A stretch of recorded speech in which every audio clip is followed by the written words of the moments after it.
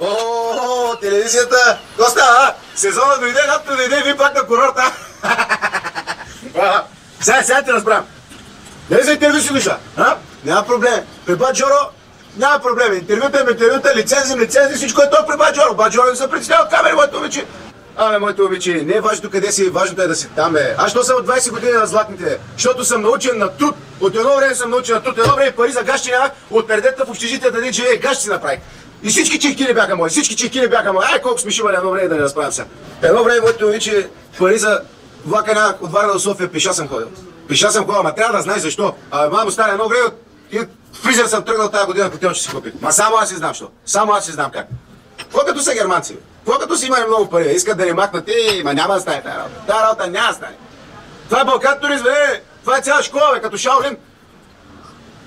20 години вече съм тук на този комплекс, малко сме оставили, ама сме мъжки момчета. Какво като били германци? Какво като он е не герман имал кинти? Какво като има кинти? Тая германска пичка, он ден идва управителя ми носи изписание направил. Некер. И си сложил по името, голям пич. Некер тай ман, демек мъж. Какво смисля, че не знаем чужди езици тук? Хубаво е. И нищо прави списание, бе. Чакай малко, бе.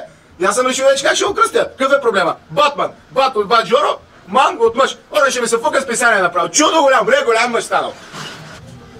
Миналото лято шибах една ирландка Дженифър. Такива пътладжани. Страшна. Той лято извъня. Преди лято така, още като отваряхме.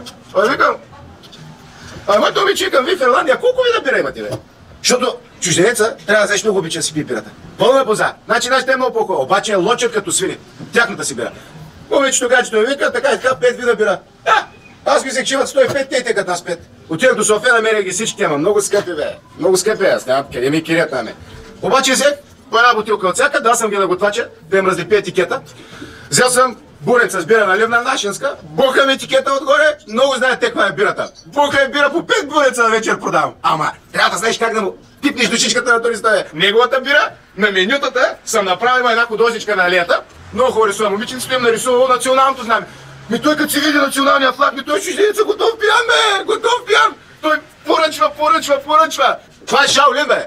Балкан турист е като Харвард, всичките съм ги минал. Всичките, цялата школа съм я минал и теб ще мина, ако трябва. Когато си завършил, вин се щакаш на компютър, дрислю. Той на мен ще ми каже. Балкан турист е като морето, винаги си е тука. Няма да намакнат, колкото и да искат.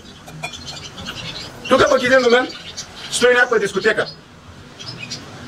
И във ден вика, фърлял съм 1 милион марки. Викам, ти наистина си ги фърлял, бе! Викам, бе, че аз ако имах 1 милион марки, какво ще да направя? Знаеш, кога ще аз съм тук? Самолет, че той Хавай, Копа Кабана да се занимавам тук с цървули.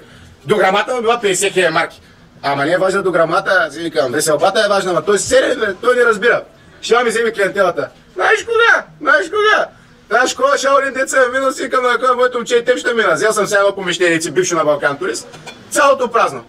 Отдаваха ми го там. Подписахме договорчето, взел съм спрейове, мрейове, 2 лева един спрей, бе! 2 лева един спрей, 50 000 дограма. Каквото е нещо. Бухам спрейове, мрейове, цялото го направих цветно. Въгъла, слагам един скелет, едно време, дед го крахме от кабинета по биология.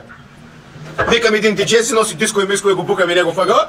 Хонорар. Къв хонорар, викам моето момче, ти входа бръмчи на входа. Аз съм младши, аз давам целият вход за тебе. Ама хонорар сега много, моля, виждай стагнацията как е. Аз ти давам база. И гледай какво става. После свалям горе от плейбоя курвите. Уж случайни курви. Какво случайни, бе, брат, курвите? Наши момичета, бе. Той германица, като ги види, нашите лигите му текват. Гледай какво става. Ама така е, защото за да получиш трябва да дадеш, трябва да си ларш. А Бат Джоро е най-точният.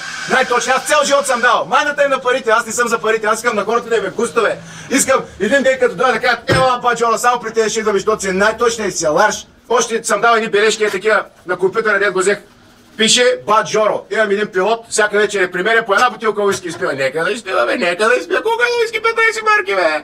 Обаче бележките дава, Бат Джоро, идва германец, шведка, това ма гледа. Това е един път. Втори път на летището съм пратил сервитьори. Такива табели пише Бат Джоро. Това втори път.